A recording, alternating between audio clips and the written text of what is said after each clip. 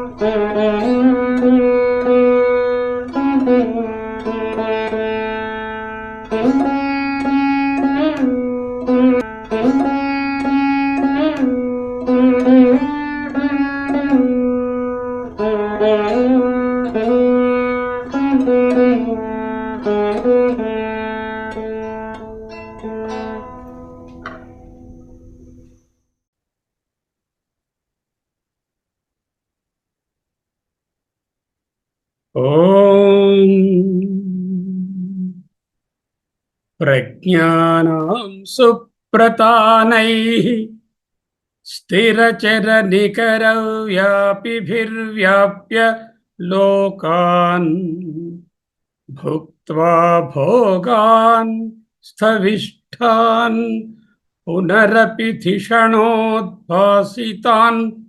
కామజన్యాన్ పీత్వా సర్వాన్ విశేషాన్ స్వపితి మధురభుక్ మాయయా భోజయన్నో మాయా సంఖ్యాతురీయం పరమమృతమజం బ్రహ్మయత్తన్నతోస్మి బ్రహ్మయత్తన్నతోస్మి యో విశ్వాత్మా విధిజ విషయాన్ ప్రాస్య భోగాన్ స్థవిష్టాన్ పశ్చాచ్ఛన్యాన్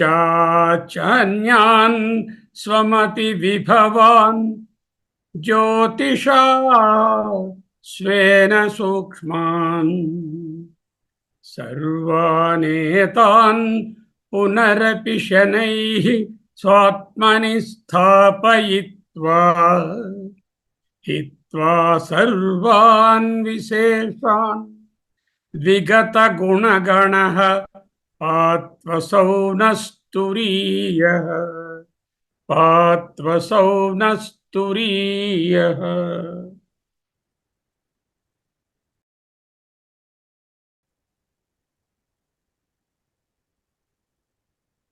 ఓం పరమాత్మనే నమః.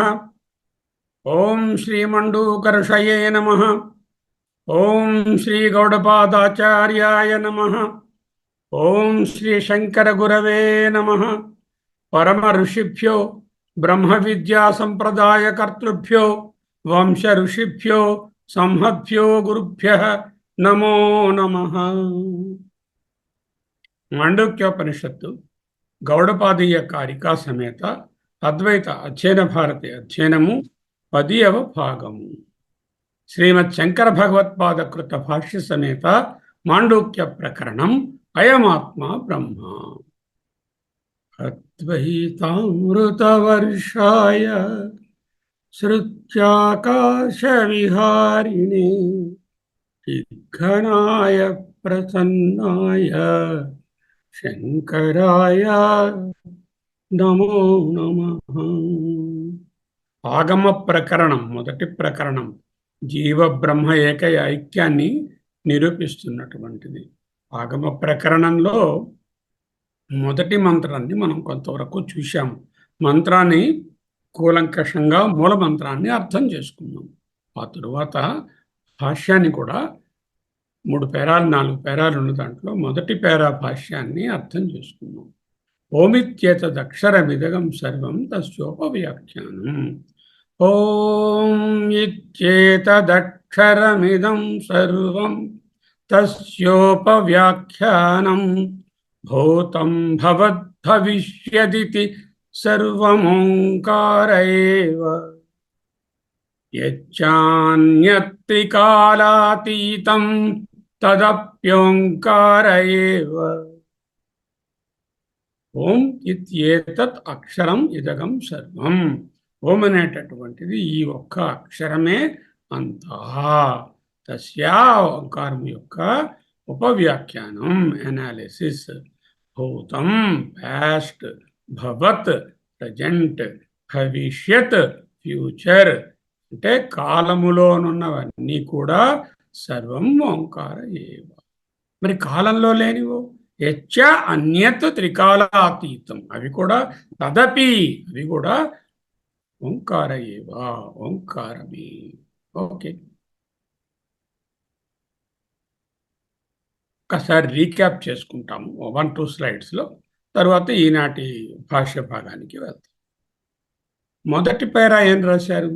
ఓమిత్యేతదక్షరమిదం సర్వం ఇతి యత్ ఇదం అర్థజాతం అభిధేయభూతం తస్య అభిధానావ్యతిరేకాత్ అభిధానస్య చ ఓంకార అవ్యతిరేకాత్ ఓంకారః ఏవ ఇదం సర్వం పరంచ బ్రహ్మ అభిధాన అభిధేయోపాయ పూర్వకం ఏవ గమ్యతే ఇది ఓంకారః ఏవ. ఆ తెలుపు దీంట్లో ఉన్నవన్నీ కూడా మంత్రంలో ఉన్నటువంటి భాగాలు. భాష్యంలో మంత్రభాగం కోట్ చేస్తారు కదా, అది ఆ ఎల్లో కలర్లో ఉన్నది అయ్యగారి భాష్యం. ఓమిత్యేతదక్షరమిదం సర్వం, మొదటి మంత్రంలోని మొదటి వాక్యాన్ని తీసుకున్నారు. ఈ విధంగా తీసుకోవడాన్ని ప్రతీక గ్రహణము అంటారు. ఈ పాయింట్స్ నోట్ చేసుకుంటే మీకు summary of the last class తెలుస్తుంది. కాలమునకు లోబడిన సకల వస్తు ప్రపంచము, శబ్ద ప్రపంచము అంటే అర్థ ప్రపంచము, నామ ప్రపంచము అంతా ఓంకారమే. మళ్ళీ ఇక్కడ సంకుచితమైన అర్థం కాదు. There is no exclusion. ఓంకార ఇన్క్లూడ్స్ ఎవ్రీథింగ్. కాలాతీతమైన మాట ఏమిటి? అవి ఓంకారంలో లేవా? అవి ఏమిటి? కాలాతీతమైనవి ఏమిటండి? మాయ, హిరణ్యగర్భ ప్రజాపతి, ఈశ్వరుడు, పరబ్రహ్మ. ఇవి కూడా యచ్చాన్యత్రికాలాతీతం తదపి ఓంకార ఏవ, తదప్యోంకార ఏవ. కాలాతీతమైనవి కూడా యచ్చ అన్యత్రికాలాతీతం తత్ అపి ఓంకార ఏవ, అవి కూడా ఓంకారమే. రెండు కొత్త మాటలను నేర్చుకున్నాము. అభిధేయము, అభిధానము. అభిధేయము అంటే వస్తువు, అభిధానము అంటే దాని పేరు, నామము. అంటే వాచ్య, వాచకము. వాచ్య అంటే ఏదైతే ఆ మాటతో నిర్దేశించబడుతోందో అది వాచ్యము. ఆ మాట, పదము, ఆ పేరు అనేది వాచకము. అభిధేయం, అభిధానం అనేటటువంటి వాటికి వాచ్యవాచకం. ఎందుకు మళ్ళీ ఇంట్రడ్యూస్ చేస్తున్నాము ఇక్కడ వాచ్యవాచకం అని? రాబోయే సెక్షన్స్లో వాచ్యవాచకము, నామ, నామ్ని ఇలాంటివి వస్తాయి. నామ అంటే పేరు, నామ్ని అంటే పేరు కలిగినది. ఫర్ ఎగ్జాంపుల్ రవి ప్రకాష్ గారు. రవి ప్రకాష్ గారు వాచకము అంటే నామము, అనగా అభిధానము. ఆ అభిధానం దేన్ని సూచిస్తుంది? అదిగో పలానా వ్యక్తి మనకు తెలిసిన రవిప్రకాష్ గారని ఆ వాచ్యాన్ని, ఆ అభిధేయాన్ని సూచిస్తుంది. అభిధేయము, అభిధానము, వాచ్య, వాచకము, నామ్ని, నామము. అభిధానము వర్డ్ ప్రపంచం, అభిధేయము వస్తు ప్రపంచం, అభిధానము శబ్ద ప్రపంచం, అభిధేయము వస్తు ప్రపంచం ఆర్ వర్డ్. యదిదం అర్థజాతం, యత్ ఇదం ఏ కనిపిస్తున్నదో అదంతా అర్థ అంటే శబ్దము యొక్క అర్థము నుంచే పుట్టినటువంటి ఈ వస్తువులు. అర్థజాతం గ్రూప్ ఆఫ్ వస్తు ప్రపంచస్. అర్థజాతం అనడంలో శబ్దం నుంచి పుట్టిందని, లేకపోతే అర్థ గ్రూప్ అని, వస్తు ప్రపంచం అని అర్థం. అభిధేయభూతం అర్థజాతం అంతా కూడా అంటే అభిధేయభూతమైన ఇదంతా కూడా అర్థ నామముల యొక్క అర్థమే, అంటే అభిధానమే. అభిధేయములు పేరు కంటే వేరుగా లేవు. 8 పాయింట్లు. ఇంకా అభిధానస్య చ, ఈ అభిధానం ఏం చేసింది? ఇది ఓంకార వ్యతిరేకాత్. ఎందుకు?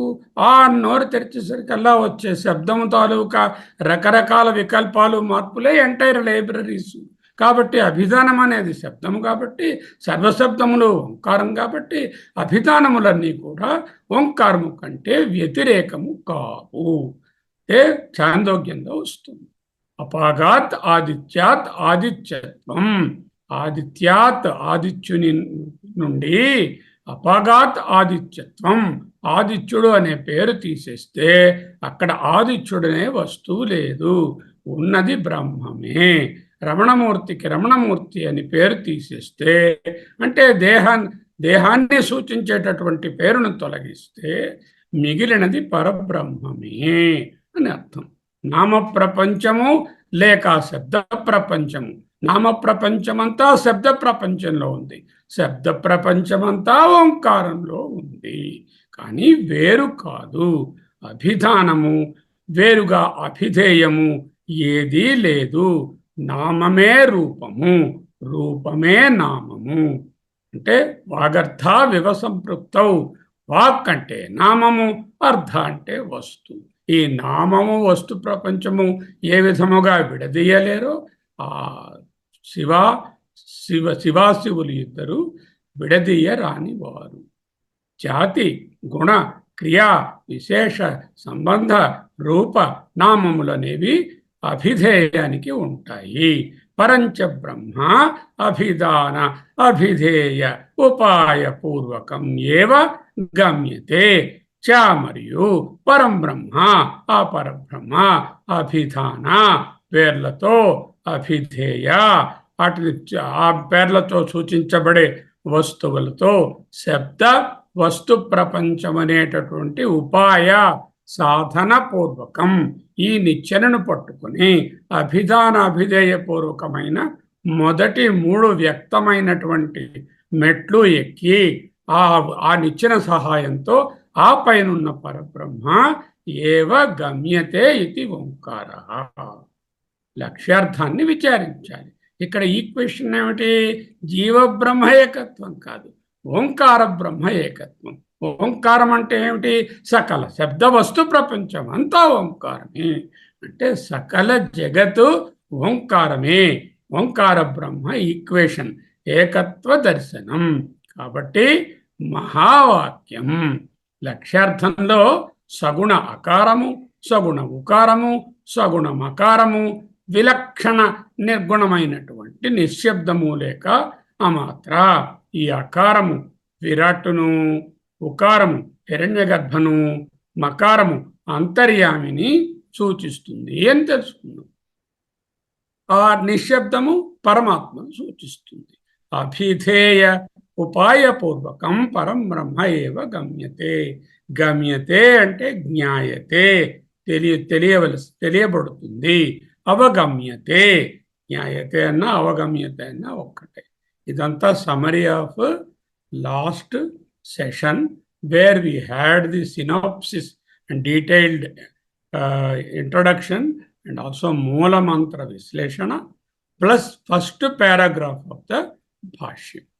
Omkaram, Omkara, Parabrahma, Omkaraha, Parabrahma, A, Virat, U, HGP, Ma, Antaryami. Okay. ఇప్పుడు రెండవ పారాగ్రాఫ్. తస్య ఏతస్య పరాపర బ్రహ్మ రూపస్య అక్షరస్య ఓం ఇత్యేతత్ ఉపవ్యాఖ్యానం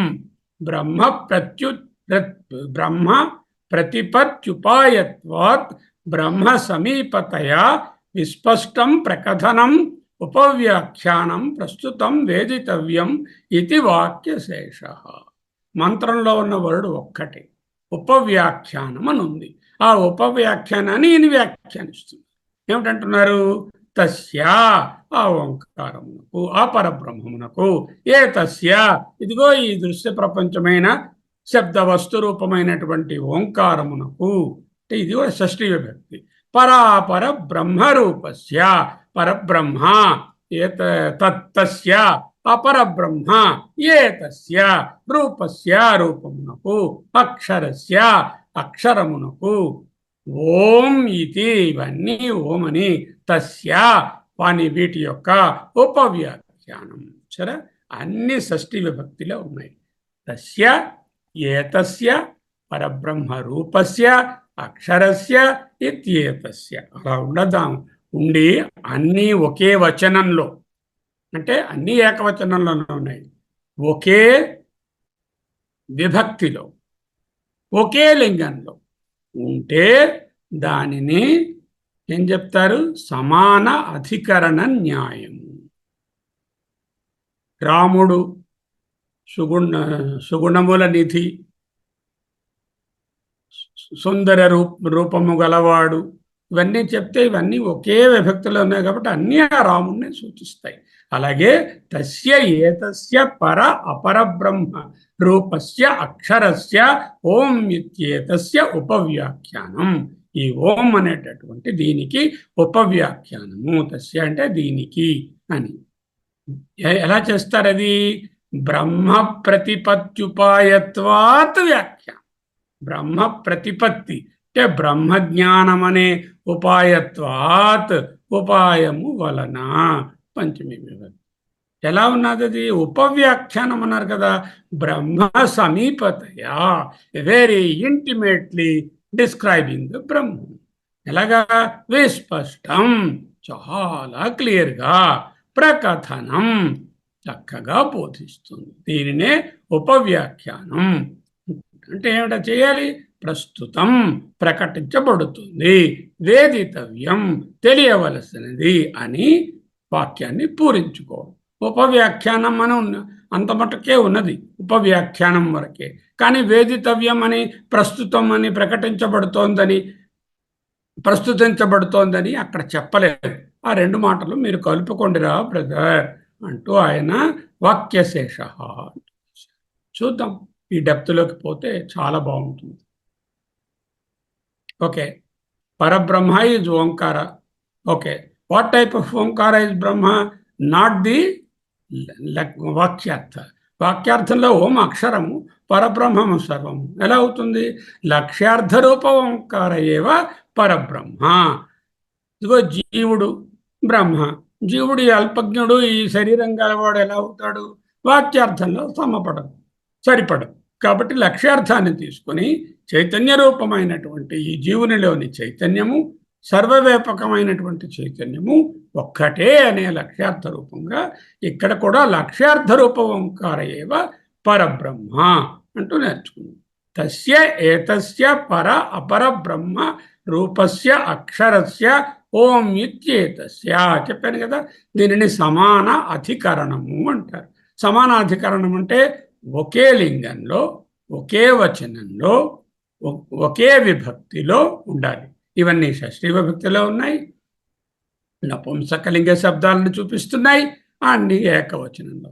పరబ్రహ్మ నపుంసకలింగం, అపరబ్రహ్మ నపుంసకలింగం, అక్షరము నపుంసకలింగం. తస్య ఏతస్య, తస్య అంటే అది, ఏతస్య అంటే ఇది. ఇవి నపుంసకలింగ శబ్దాలే. మరి విభక్తి అన్ని షష్ఠీ విభక్తే. తస్య ఏతస్య రూపస్య అక్షరస్య ఇత్యేతస్య. సమానాధికరణం, అన్ని సింగులర్ నెంబర్లో. ఇలా ఉంటే సమాన అధికరణ న్యాయము. ఇవన్నీ ఒక్కదాన్నే బోధిస్తాయి. ఇవన్నీ దేన్ని బోధిస్తాయి? ఇది, ఇది, ఇది, ఇది. దీనికి సబ్జెక్టు ఓం. ఆ ఓంను బోధిస్తాయి.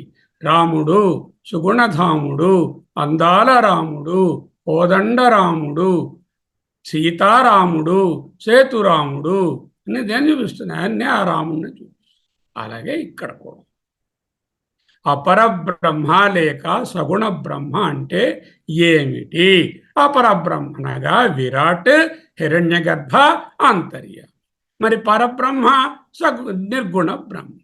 సగుణ బ్రహ్మ విరాట్ స్థూల రూపము, హిరణ్యగర్భ సూక్ష్మ రూపము, అంతర్యామి సూక్ష్మతమ రూపము, పరబ్రహ్మ వీటన్నిటికీ అతీతం. పరా అపరబ్రహ్మ రూపస్య, పర అపరబ్రహ్మ రూపమునకు ఓం అక్షరస్య ఇది, ఓం అనే ఈ అక్షరము యొక్క, తస్య ఇవ ఈ విషయము యొక్క ఉపవ్యాఖ్యానం, ఉపవ్యాఖ్యానం, ఉపవ్యాఖ్యానం. సంధి విడదీస్తే ఉపవ్యాఖ్యానం, ఉపవ్యాఖ్యానం. ఉప అంటే దగ్గరగా, బ్రహ్మ సమీపతయా అన్నారు భగవత్పాదులు. బ్రహ్మకు చాలా దగ్గరగా ఓంకారం, అంటే ఓంకారమే బ్రహ్మము, బ్రహ్మమే ఓంకారము. Very closely, very intimately. What is intimately means? How do you know that Brahma is, Omkara is very close to Brahma? బ్రహ్మ ప్రతిపత్యుపాయత్వ. ప్రతిపత్తి అంటే జ్ఞానము, ఓంకారం అనే ఉపాయత్వాత్, ఉపాయము ద్వారా, ఉపాయము చేత. ఉపాయం అంటే ఆలంబనము. ఏతదాలంబనం శ్రేష్టం, ఏతదాలంబనం పరం, ఏతదాలంబనం జ్ఞాత్వా బ్రహ్మలోకే మహీయతే. ఈ సాధనం ద్వారా, ఈ ఓంకారం అనే సాధనం ద్వారా బ్రహ్మ ప్రతిపత్తి, బ్రహ్మ జ్ఞానమును తెలుసుకుంటా. ఎలాగా? సమీపతయా. సమీపతయ అంటే ఇంతేనరా నాన్న? బ్రహ్మ ప్రతిపత్యుపాయత్వాత్ సమీపతయ. ప్రతిపత్తి అంటే జ్ఞానము, బ్రహ్మ ప్రతిపత్తి అంటే బ్రహ్మజ్ఞానము, ఉపాయత్వాత్ అంటే ఒక ఉపాయము వలన బ్రహ్మను తెలుసుకుంటున్నాం కాబట్టి ఇది బ్రహ్మ సమీపతయ. ఉప అన్నమాటకు ఇంత విశ్లేషణ రాశారు. వి అంటే విపశ్చితం, వెరీ క్లియర్లీ, విశేషమైన, విశిష్టమైన. అంటే ఏదైనా క్లియర్గా, క్రిస్టల్ క్లియర్గా చెప్పారంటారు చూడండి రమణమూర్తి గారు, అది దానికి వి అనే అక్షరం సూచిస్తుంది. ఆఖ్యానం, ప్రకథనం, ప్రకర్షణేన కథనం. కథనం అంటే చెప్పడం, అందుకే కథ అంటే ఏదైతే చెప్పబడిందో అది కథ. కథనం ప్రకర్షేణ, గొప్ప డీప్గా, ప్రకర్షేణ కథనం. మొదటిదేమిటి? వి అంటే క్లియర్గా, ప్రకథనం అంటే డీప్గా, క్లియర్లీ అండ్ డీప్లీ. విపశ్చిత్, వి ఆఖ్యానం, వ్యాఖ్యానం, ఉపవ్యాఖ్యానం అనే పదాన్ని ఎంతలా వివరించారు చూడండి. వి అనగా విశిష్టముగా, క్లియర్గా, ఆఖ్యానం అంటే ప్రకథనం అంటే కంప్లీట్లీ, క్లియర్లీ అండ్ కంప్లీట్లీ, కథనం బోధన, ఎనాలిసిస్. సో ఈ బ్రహ్మను ఎనలైజ్ చేయాలి. ఓంకార రూపమైన బ్రహ్మను ఎనలైజ్ చేస్తున్నాము. ఈ ఓంకార రూపాన్ని ఉపవ్యాఖ్యానం అంటే చక్కగా దగ్గరగా బ్రహ్మను బోధిస్తూ, బ్రహ్మ సమీపతయ, బ్రహ్మ ప్రతిపత్యుపాయత్వాత్, విపశ్చితం క్లియర్లీ, ఆఖ్యానం, ప్రకథనం, ప్రకర్షేణ కథనం. వి అంటే విశిష్టము, వెరీ క్లియర్లీ, ఆఖ్యానం అంటే ప్రకథనం అంటే కంప్లీట్లీ, కథనం అంటే ఎనాలిసిస్. ఒక్కొక్క మాటకు అర్థం ఉంటుంది. వ్యాఖ్యానం అన్నదాన్ని విడగొట్టి ఈ విధంగా అర్థం చేసుకోవాలి. ముందా నెక్స్ట్ పార్ట్కి వెళ్తాం.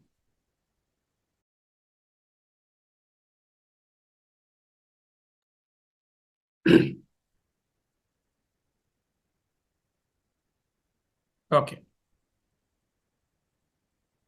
ఇంకా ఏముందాము దీంట్లో? విశిష్టంగా, క్లియర్గా బ్రహ్మను అనలైజ్ చేస్తున్నారు. Omkara will be analysed clearly and completely. Where? Not in this mantra. This is only an introductory mantra to say that Omkaram is everything, both within the time and both beyond the time. Within the time and beyond the time. Where is this Vyakhyana coming? In 8, 9, 10, 11, 12 mantras. Then what is happening to 2 to 7 mantras? They are a different subject. That is about అవస్థాత్రయ విచారము. మళ్ళీ 8 నుంచి ఓంకారంలోకి వస్తాం. ఆచార్యుల వారు 2 పదాలను ఉపవ్యాఖ్యానం అనే ఉపనిషత్ మంత్రం ఆపేసింది. 2 పదాలను యాడ్ చేసుకుని ఆ వాక్యాన్ని పూరించుకోవయ్యా, జోడించుకోవయ్యా వాక్యశేష అన్నారు. ఏమిటా 2 పదాలు? ప్రస్తుతం, వేదితవ్యం ఇత్యర్థ. ప్రస్తుతం ప్రస్తావించబడుతోంది. The analysis is initiated, the analysis is going to come. ప్రస్తుతం ప్రస్తావించబడుతోంది. మన తెలుగు ప్రస్తుతం కాదు, ప్రస్తుతం అంటే ఇప్పుడు అని, ఇదానీం అని. ఇక్కడ ప్రస్తుతం అంటే ప్రస్తావించబడుతోంది.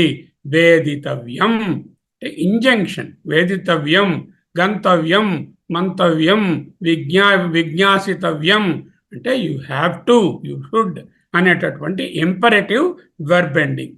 వేదితవ్యం తెలియబడాలి, తెలుసుకోవలసి ఉన్నది. యు షుడ్ అండర్స్టాండ్ ఓంకార. ఈ ఉపవ్యాఖ్యానం ప్రస్తావించబడుతుంది, ఇది తెలుసుకోవాలి. ప్రస్తుతం వేదితవ్యం అనే సెంటెన్స్ని కంప్లీట్ చేసుకో. ఇది వాక్యశేష, ఓంకారమును తెలియవలయను అని ప్రస్తావించబడుతోంది అని 2 పదాలు జోడించుకో చెప్పారు. ఓంకార విచార ఇది ఇనిషియేటెడ్, దస్ యు అండర్స్టాండ్ ఇది అని వాక్యశేష పూరించుకో. You have to add to complete the sentence grammatically. ఉపవ్యాఖ్యానం అని ఆపేస్తే, వదిలేస్తే క్రియాపదం లేదు కదా. క్రియాపదం ఏమిటి? వేదితవ్యం, ప్రస్తుతం వేదితవ్యం అనేటటువంటిది క్రియాపదం. కనుక యు యాడ్ దోస్ 2 వర్డ్స్ అయింది. ఇంకా నెక్స్ట్ పారాగ్రాఫ్ ఆఫ్ ది భాష్యం. భూతం భవత్ భవిష్యదితి కాలత్రయ పరిచ్ఛేద్యం యత్తత్ అపి ఓంకార ఏవ ఉక్తం న్యాయతః యచ్చ అన్యత్రికాలాతీతం కార్యాధిగమ్యం కాలాపరిచ్ఛేద్యం అవ్యాకృతాది తదపి ఓంకార ఏవ. అదిగో ఆ తెలుపు అక్షరాలన్నీ మంత్రంలో ఉన్నవి. భూతం భవత్ భవిష్యదితి ఓంకార ఏవ యచ్చాన్యత్రికాలాతీతం తదపి ఓంకార ఏవ అనేది మంత్రభాగము. భాష్యంలో ఏం చెప్పారు? భూతం భవత్ భవిష్యత్ ఇతి అనేదానికి భూతం భవత్ భవిష్యత్ అంటే కాలత్రయం బాబు, కాలత్రయం రా నాన్న, ఓ సౌమ్య. కాలత్రయ పరిచ్ఛేదం 3 కాలములు అనేటటువంటి విభాగమునకు లోబడినటువంటి వస్తుజాతము, శబ్దజాతం. యత్తత్ ఏదుంటే అదంతా ఓంకార. చూడండి, ప్రపంచంలో కనిపిస్తున్నటువంటి, వినిపిస్తున్నటువంటి, తెలియవస్తున్నటువంటి, అనుభవం అవుతున్నటువంటి సకల వ్యక్తులు, సకల ప్రాణులు, సకల వస్తువులు కాలమునకు లోబడియే ఉన్నవి. అవి పాస్ట్ టెన్స్ అవ్వచ్చు, ప్రజెంట్ టెన్స్ అవ్వచ్చు, ఫ్యూచర్ టెన్స్ కావచ్చు. కానీ కాలత్రయ పరిచ్ఛేద్యమైనవే అవన్నీ కూడా. యత్ కాలత్రయ పరిచ్ఛేద్యం తదపి ఓంకార ఏవ. ఏవైతే కాలానికి లోబడి కాలం లోపల ఉన్నాయో అవన్నీ కూడా ఓంకారమే అని చెప్పడానికి మంత్రం ఏమవుతుంది? భూతం భవత్ భవిష్యత్ ఇది ఓంకార ఏవ అంది. ఎందుకు అలా చెప్పాల్సి వచ్చింది? ఉక్త న్యాయత. ఉక్త న్యాయం అంటే యుక్తి. ఉక్త చెప్పబడిన, న్యాయత యుక్తిచే. ఇంతకుముందు మనం మాట్లాడుకున్న యుక్తి వలన. ఏమిటా యుక్తి? చూస్తాం. యచ్చ అన్యత్ త్రికాలాతీతం. యత్ ఏదైతే, చ మరియు, అన్యత్ వేరుగా, త్రికాలాతీతం అంటే 3 కాలమునకు అతీతం అన్నారు. 3 కాలాలకి అతీతం అయితే నాకు ఎలా కనపడుతుంది? నాకు కనపడేది, నాకు తెలిసేది, నేను అనుభవంలో తెచ్చుకునేది అంతా కాలంలోనే ఉండాలి. కాలం దాటితే నేను గ్రహించలేనే. ఈ శరీరంతో, ఈ ఇంద్రియాలతో, ఈ మనస్సుతో గ్రహించలేనే. అప్పుడు ఎలా గ్రహించాలి? కార్యాధిగమ్యం. కార్యం చూడరా నాన్న. ఈ కార్యాన్ని చూసి కారణం ఉన్నదని తెలుసుకో. కార్యం ఏమిటి? ఈ సృష్టి, మనము అంతా. మరి దీనికి కార్యము చేత అధిగమ్యం, అధిగమ్యమానం, తెలియవచ్చేది. అదే కాల అపరిచ్ఛేద్యం. కాలాపరిచ్ఛేద్యం అంటే కాలము చేత విభజించబడనిది అపరిచ్ఛేద్యం. దాని పేరేమిటి? అవ్యాకృత ఆది. అవ్యాకృతము మొదలైన. తత్ అపి అది కూడా ఓంకార ఏవ, ఓంకారమే. సరిపోతుందిగా. ఈ మాత్రం చెప్పేసుకుంటే ముక్కకి ఇంకా విశేషణ కావాలా? కావాలి. ఏమిటది? భూతం పాస్ట్ గడచిన కాలము, భవిష్యత్ ఫ్యూచర్ రాబోవు కాలము, భవత్ వర్తమాన కాలము. భూతం భవత్ భవిష్యదితి ఓంకార ఏవా. అది మనం భవత్ అనేటటువంటిది ఏమిటి? మీకు పాస్ట్ పార్టిసిపుల్, ప్రజెంట్ పార్టిసిపుల్ అంటే తెలుసు కదా మీకు ఇంగ్లీష్లోని. This is the participle. This is the present participle in active voice. Active present participle is bhavat. భవత్ అనే శబ్దము the present active participle form of the dhatu bhava అనే దానికి భవత్ అని వస్తుంది. భవత్ అంటే తకారాంత పుంలింగము లేక నపుంసకలింగము. రెండు భవత్తే. తకారాంత పుల్లింగాన్ని తీసుకోవచ్చు, నపుంసకలింగంగాను తీసుకోవచ్చు. అప్పుడు వాటికి 3 వచనాలు ఎలా ఉంటాయి? పుల్లింగా చెప్పుకుంటే భవాన్, భవంతౌ, భవంతః. భవాన్ 1, భవంతౌ 2, భవంతః ప్లూరల్. నపుంసకలింగంగా తీసుకుంటే భవత్, భవతి, భవంతి. ఇక్కడ ఏం రాసి ఉంది? భవత్ అని రాసి. భవత్ అంటే నపుంసకలింగ శబ్దంగా గ్రహించి ఏకవచన రూపంగా భవత్ అనేది తీసుకునబడినది. అంచేత ఎందుకు నపుంసకలింగం తీసుకుంటున్నాము? కాలాన్ని చెప్తున్నాము కదా, అంచేత నపుంసకలింగంగా తీసుకుంటాం. కనుక భవత్ అంటే వర్తమాన కాలం. కాలత్రయ పరిచ్ఛేద్యం యత్, ఏదైతే కాలత్రయ పరిచ్ఛేదమో సకల వస్తు ప్రపంచం అంతా కూడా కాలత్రయంలో ఏమిటంటుంది? వస్తు ప్రపంచం ఉంది. వస్తు ప్రపంచం అంతా శబ్ద ప్రపంచం మింగేసింది. ఎందుకంటే శబ్దము కంటే వస్తువు వేరే లేదు, నామము కంటే నామిని వేరే లేదు, అభిధానము కంటే అభిధేయము వేరే లేదు, వాచకము కంటే వాచ్యము వేరే లేదు.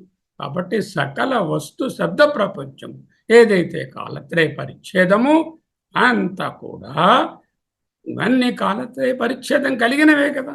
కాలత్రయ పరిచ్ఛేదం యత్ సకల వ్యక్త శబ్ద వస్తు ప్రపంచం ఈజ్ ఓం అంటూ చెప్తుంది. The entire universe condition by time. What is the universe? Universe is but conditioned by time. You cannot imagine anything in this universe, not only on the globe, even in the celestial spheres also, even in the Khagola also, everything is time bound.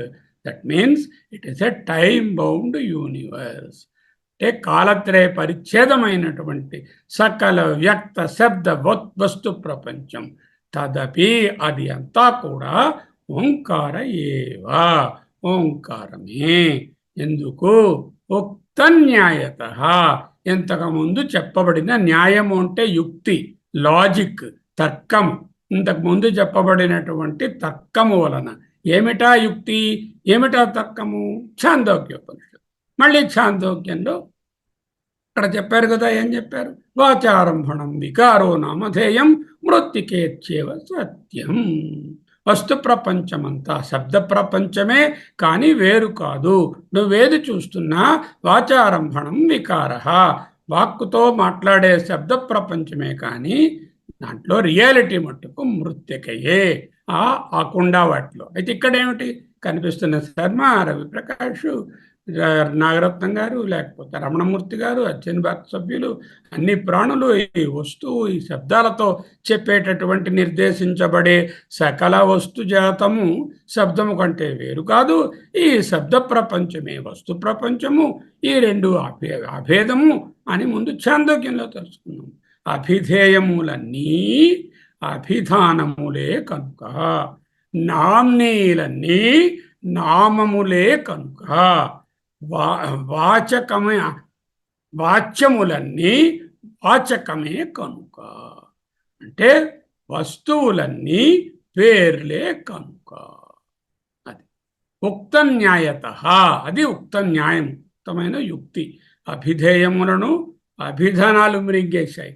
అభిధేయం అంటే సకల వస్తుజాతము, ఈ శరీరాదులు, ఈ మనుషులు, అవన్నీ కూడా అభిధానము అంటే పేర్లు మింగేశాయి, శబ్దం మింగేసింది. అభిధానాలు అనేది మింగేసింది, ఓంకారం మింగేసింది. అభిధానం ఓంకారం కంటే వేరుగా లేదు. ఆ అని తెరవగానే శబ్దం వస్తుంది. ఆ శబ్దము తాలూకా వికారము, విక్రియ, మార్పు, వికల్పమే సకల శబ్దరాశి. అంటే అభిధేయాలను అభిధానాలు డిజాల్వ్ చేసుకున్నాయి. అభిధానాలను ఓంకారం engulfs and dissolves everything in that. కనుక ఈ యుక్తి వలన త్రికాల పరిచ్ఛిన్నమైన సర్వ శబ్ద వస్తు ప్రపంచము ఓంకారమే కానీ వేరు కాదు.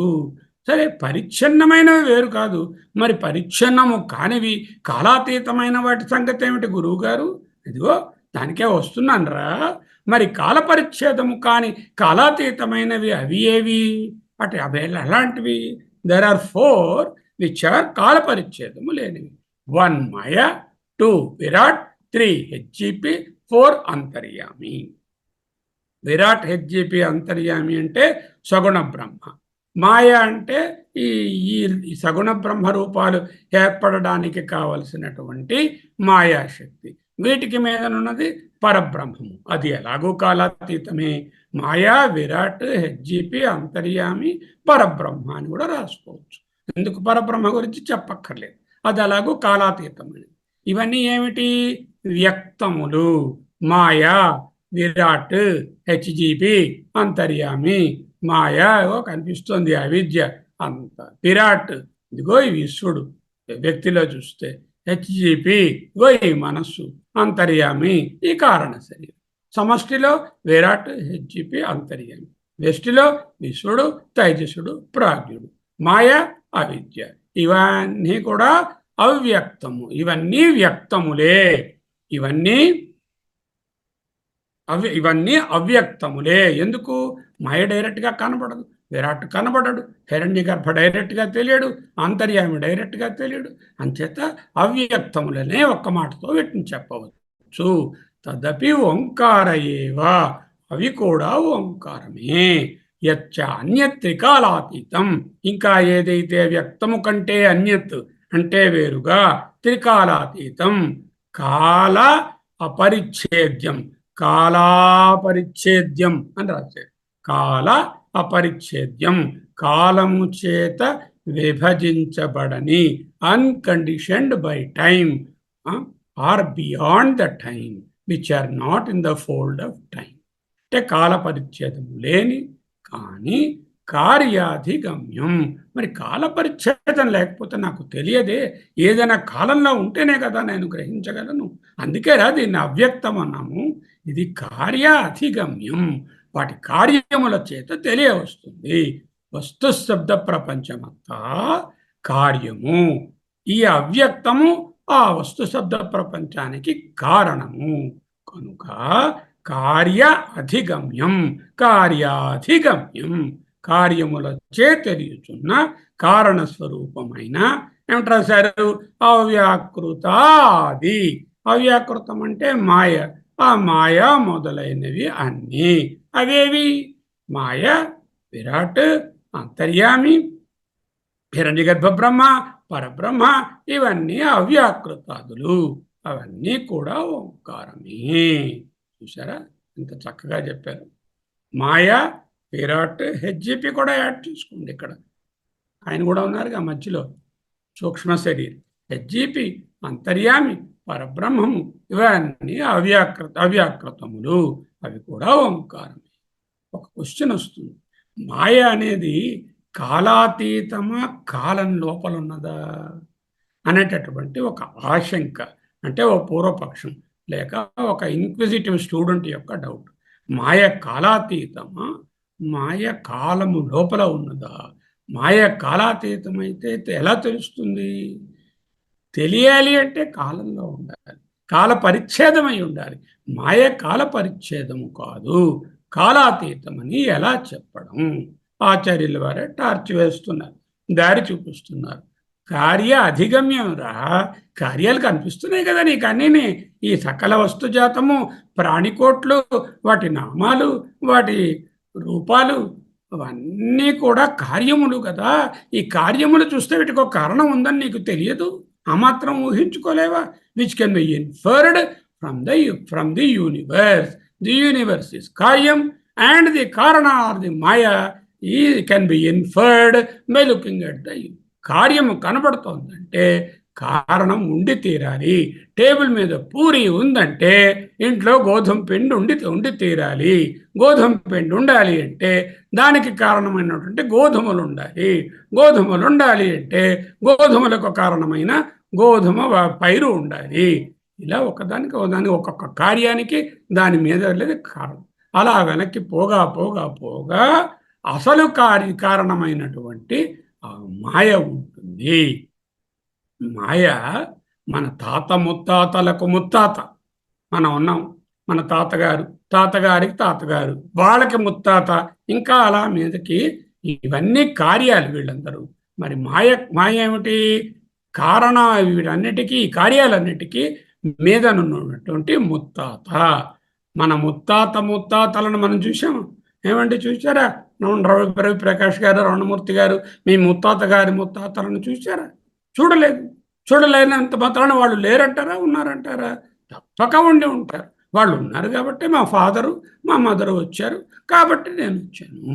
కాబట్టి మాయ అనేటటువంటిది, మాయా కార్యాలైనటువంటి సర్వమును చూచి ఈ మాయా కార్యమిదం జగత్ కారణం మాయా. ఇదం జగత్ మాయా కారణం, మాయా కార్యం అండ్ టైం ఎన్కంపాస్డ్, కాలానికి పరిచ్ఛిన్నమై ఉన్నది. కార్యమైనటువంటి ఇవన్నీ కాలంలో ఉంటే కారణమైనటువంటి మాయ కాలాతీతము. దాన్ని ఎలా తెలుసుకోవడం? వివేక చూడమని శ్లోకమే ఇక్కడ మనకు ఆలంబనం. అవ్యక్తనామ్ని పరమేశ శక్తి అనాద్య విద్యా త్రిగుణాత్మిక పర. దీని పేరేమిటండి? అవ్యక్త నామ్ని. ఇక్కడ భాష్యంలో ఏం రాశారండి? అవ్యక్తాది అని రాశారు. దీని పేరు అవ్యక్తము. ఇది ఏమిటి? పరమేశ్వరుని కంటే వేరే ఒక రియాలిటీయా? అబ్బే, పరమేశ శక్తి. అవ్యక్త నామ్ని పరమేశ్వర శక్తి. అమ్మ అనుకుంటే పరమేశ్వరుడు, అయ్యే అనుకుంటే శివ అభేదం అవుతే ఆ మాయయే పరమేశ్వరుని యొక్క శక్తి. అయితే ఎప్పటి నుంచి ఇది పుట్టిందా? అనాది. పరమేశ్వరుని నుంచి వచ్చినది అనాది. దీనికి ఇంకో పేరు ఏమిటండి? అవిద్య. దీన్నే అవిద్య అంటారు. దీంట్లో ఇది ఎలా తెలుస్తుంది? త్రిగుణాత్మిక అంటే మూడు గుణములు కలిగినటువంటి వీటిలో ఎలా తెలుస్తుందట ఇది? కార్యానుమేయ. కార్యము నుంచి అనుమేయము. కార్యం అంటే మనల్ని చూచి మన ముత్తాత గారు ఉన్నారని ఎలా అనుమేయము అంటే అనుమాన ప్రమాణము, ఇన్ఫరెన్స్ వల్ల తెలుసుకుంటున్నాము. ఈ మాయ అనేది అవ్యక్తము, అనాది, అవిద్య, త్రిగుణాత్మిక పరమేశ్వర శక్తి. కానీ కార్యముల ద్వారా శుద్ధి అయివ, మంచి ఆలోచనతో మంచి బుద్ధితో ఆలోచిస్తే కార్యములే ఇవన్నీ అయినప్పుడు ఈ కార్యములన్నిటికీ అనుమేయ తెలియవస్తున్నటువంటి అంటే ఇన్ఫరెన్స్. కార్యానుమేయ శుధియైవ మాయ. ఓకే, ఉంటే ఉన్నామండి, మాకేమిటి? ఏ మాయ వలన జగత్ సర్వం ఇదం, ఈ మొత్తం ప్రపంచమంతా ప్రసూయతే ప్రసవించబడినది, పుట్టింది అంటే ప్రకటమైంది, అంటే వ్యక్తమైంది. బ్యూటిఫుల్ శ్లోకం. అవ్యక్తనామ్ని పరమేశ శక్తి అనాద్య విద్య త్రిగుణాత్మిక పర. కార్యానుమేయ కార్యాధిగమ్యం, కార్యానుమేయ కార్యాధిగమ్యం రెండు ఒక్కటే. శుధియైవ మాయ యయా జగత్ సర్వమిదం ప్రసూయతే. ఇక్కడ గణపతి కుమారస్వామి గారి కథ చెప్పుకుందాం. పురాణ కథ మనందరికీ తెలిసిందే.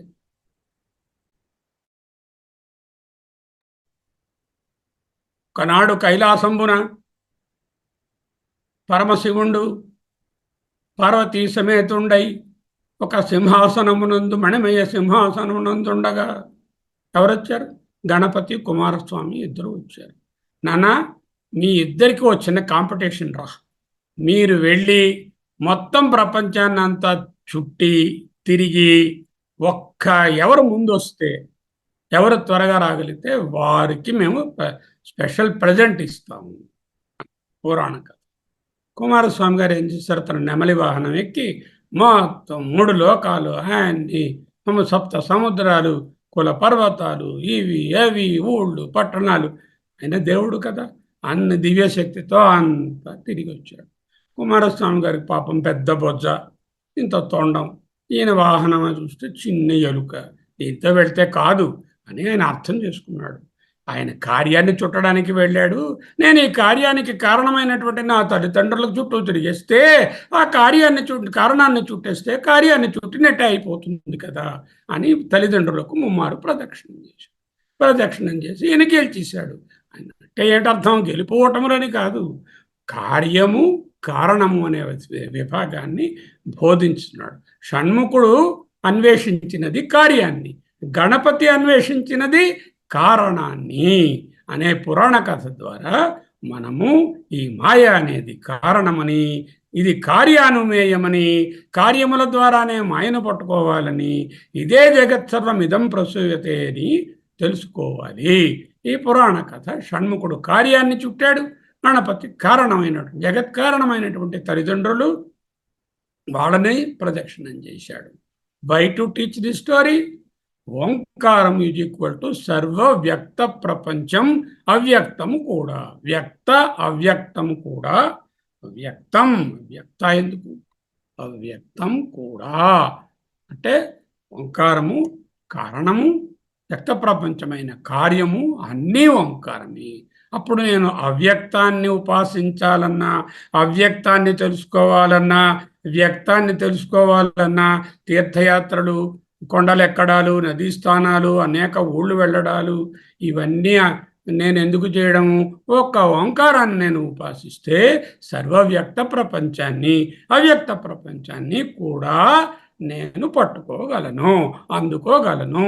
అందుకే ఏతదాలంబనం శ్రేష్టం, ఏతదాలంబనం పరం. చేత ఓంకార ఏవ సర్వం అని ఇక్కడ చెప్తున్నారు. ఈ ఓంకారాన్ని కానీ మనము ఉపాసించి ఓంకారాన్ని అర్థం చేసుకొని ఓంకారాధిగమ్యమైనటువంటి పరతత్వాన్ని తెలుసుకోగలిగితే ఆ గణేశుడులాగా కారణం చుట్టూ తిరిగినటువంటి గణేశుడు కార్యాన్ని చుట్టి వచ్చినటువంటి షణ్ముఖుని కన్నా అతివేగంగా విజయాన్ని సాధించినట్లు మనం కూడా ఈ ఓంకార ఉపాసన ద్వారా ఓంకారము యొక్క ఇది అర్థం ద్వారా అభిధేయము ద్వారా చక్కగా తెలుసుకోవచ్చు. అభిధ్యాయిత అన్నారు. ఓంకారమును అధ్యయనం చేసి తెలుసుకుంటే అభిధ్యాయిత. అభిధ్యాయిత అనే శబ్దము మనకు ప్రశ్నోపనిషత్తులో వచ్చినది. అభిధ్యాయిత అంటే ఏమిటి? అభిముఖ్యేన చింతయేత్ అని అక్కడ రాశారు. అభిముఖ్యేన చింతయేత్. ఎలా అభిధ్యాయిత అంటే అక్కడ చెప్పుకున్నాం వరాసగా. అభిముఖ్యేన చింతయేత్ అంటే ఏమిటి? బాహ్య విషయేభ్య ఉపసంహృతకరణ సమాహిత చిత్త. బాహ్య విషయేభ్య ఉపసంహృతకరణ సమాహిత చిత్త భక్త్యావేశిత బ్రహ్మభావే ఓంకారే ఆత్మ ప్రత్యయ సంతానావిచ్ఛేద భిన్న జాతీయ ప్రత్యయాంతర అఖిలీకృత నివాతస్థ దీప శిఖా సమ అభిధ్యానం అనే పదానికి అర్థం ప్రశ్నోపనిషత్తులో నేర్చుకున్నాం. కనుక ఓంకారాన్ని అధ్యయనం చేసి అభిధ్యానం చేసి సర్వమును ఎరిగినట్లు బై ఓంకార విచార we can know the truth of the entire universe. That is possible. We have seen by the Ukta Nyayataha, because Onkara alone is in the form of the Sabda Prapancha and the Ardha Prapancha or the Vastu Prapancha. Sabdardha Vastu Prapanchalu rendu kuda ivanni kalamulonunnvi, kalamulo lenivi, which includes whatever is within the time and whatever is beyond the time. Everything ఓంకార ఏవ సర్వం ఇదగం ఓంకార ఏవ. ఇదగం సర్వం ఓంకార ఏవ. So Omkara vichara is the most worthwhile effort and worthwhile pursuit, and it is done here in this Upanishad. తస్యా ఆ ఓంకారమునకు ఉపవ్యాఖ్యానం ప్రస్తుతం వేదితవ్యం. ఉపవ్యాఖ్యానం ఉప వి ఆఖ్యానం. బ్రహ్మ సమీపతయా వి విశిష్టేన విశేషణేన విపశ్చితేన వి ఆఖ్యానం ప్రకథనం ప్రకర్షేణ కథనం. ప్రస్తుతం అంటే ప్రస్తావించబడుతున్న ఓంకారాన్ని వేదితవ్యం. You must know. It's an injunction. You should know the Omkara analysis. ఓంకార విచారము మొదటి మంత్రంలో సూత్రభూతంగా బోధించి 8, 9, 10, 11, 12లో విస్తరించి ఎనాలిసిస్ చేస్తారు. రెండవ మంత్రం నుంచి బ్రహ్మ విచారం రెండవ మంత్రంలో, 2 నుంచి 7 వరకు అన్ని బ్రహ్మ ఈజ్ ఈక్వల్ టు ఆత్మ అని చెప్తారు. రెండవ మంత్రంలో బ్రహ్మని బోధించి 3 నుంచి 7 వరకు ఈ బ్రహ్మయే ఆత్మ, అయమాత్మ బ్రహ్మ అనే మహావాక్యాన్ని విచారం చేస్తారు. దీనివల్ల ఏమిటైంది? ఓంకార విచారము ఈజ్ ఈక్వల్ టు ఆత్మ విచారము. ఓంకార విచారము 1, 8, 9, 10, 11, 12, 2లో బ్రహ్మ, 3, 4, 5, 6, 7లలో ఆత్మ. అంటే ఓంకారమే బ్రహ్మము, ఓంకారమే ఆత్మ. ఓంకార విచారం ఈజ్ ఈక్వల్ టు నీ యొక్క అనాలిసిస్ రా ఆత్మ విచారము అంటూ బోధిస్తుంది. ఇక్కడికి 3 పారాగ్రాఫుల యొక్క భాష్యమైనది. ఇక మొదటి మంత్రం యొక్క భాష్యం ముగిసినది. రెండవ మంత్రానికి అవతారిక అంటే మళ్ళీ ఒక ఇంట్రడక్షన్ రాస్తున్నారు. చాలా గూఢంగా ఉంది. ఆ నిగూఢమైనటువంటి దానిని ఒక 10 నిమిషములలో మనం కంప్లీట్ చేయలేము. కాబట్టి దానిని తరువాత క్లాసులో చెప్పుకొని అవసరం వీలు పడితే రెండవ మంత్రాన్ని మనము ఆరంభం చేసుకుంటాం. తర్వాత క్లాస్ ఎప్పుడు? శనివారం నాడు అవతారిక, రెండవ మంత్రానికి అవతారిక, రెండవ మంత్రము యొక్క మూల మంత్రం యొక్క అర్థము చెప్పుకుంటాం. ఆ తరువాత రెండవ మంత్రం యొక్క భాష్యంలోకి వెళతాం. ప్రతిదీ చూడండి. ముందేం చేస్తున్నాం? అవతారికలు చూస్తున్నాము, సంబంధ భాష్యాలు చూస్తున్నాము, మూల మంత్రాన్ని విశ్లేషించి లోతుగా తెలుసుకుంటున్నాము. అది అటు పిమ్మట భగవత్పాదుల వారి వాక్యాలలో ఆ మూల మంత్రాన్ని ఆయన ఎలా విచారించి చెప్పారో, విశ్లేషించి చెప్పారో అవి తెలుసుకుంటున్నాము. వాటిని కొరిలేట్ చేసుకుంటాం. ఇది పద్ధతి. ఈ విధంగానే వెళుతుంది. కొంచెం నెమ్మదిగా ఉంటుంది, కానీ ఇంతకంటే ఫాస్ట్గా చెప్పితే మన అవగాహన కొరవడుతుంది. ఇక్కడితో ఆపుకుందాము. సర్వే వేదా యత్పదమామనంతి తపాంసి సర్వాణి చ యద్వదంతి యదిచ్ఛంతో బ్రహ్మచర్యం చరంతి తత్తే పదం సంగ్రహేణ బ్రవీమి. ఓం ఇత్యేతత్, అది ఓంకారమయ్యా. సర్వే వేదా యత్ పదం ఆమనంతి, అన్ని వేదములు ఏ పదాన్ని బోధిస్తున్నాయో, ఉపదేశిస్తున్నాయో, తపాంసి సర్వాణి చ యద్వదంతి, తపములు మొత్తం అన్నీ కూడా రకరకములైనటువంటి ఆస్టెరిటీస్. తపం అంటే intense analysis and intense dwelling on the subject.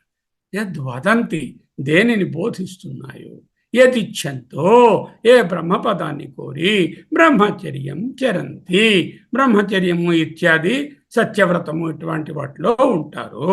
తత్, ఆ పదం, ఆ బ్రహ్మపదాన్ని, తే, నీకు, సంగ్రహేణ, ఇన్ బ్రీఫ్, బ్రవీమి, చెప్పెదను, బోధించెదను. అదేమిటండి?